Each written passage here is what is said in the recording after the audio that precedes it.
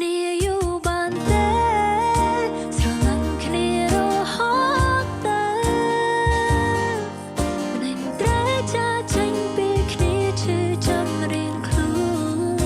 គឺព្រោះអូនហួងហែងពេកគឺព្រោះអូនហួងហែងបងភ្លេចខ្លួនពេលនេះទើបដឹងថាអូនខ្វះបងមិនបាន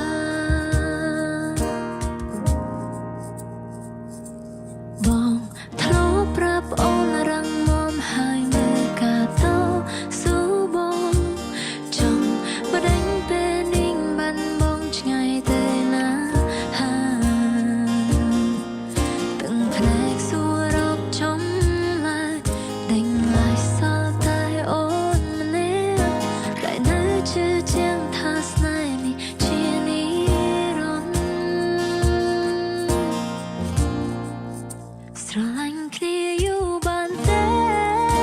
ស្រឡាញ់គ្នារហូតទៅតែត្រូវចាចេញពីគ្នាឈឺចាប់រៀងខ្លួនគឺព្រោះអូនហួងហែងពេកគឺព្រោះអូនហួងហែងបងភ្លេចខ្លួនពេលនេះទើបដឹងថាអូនខ្វះបងមិនបានពេលនេះទើបដឹងថាអូន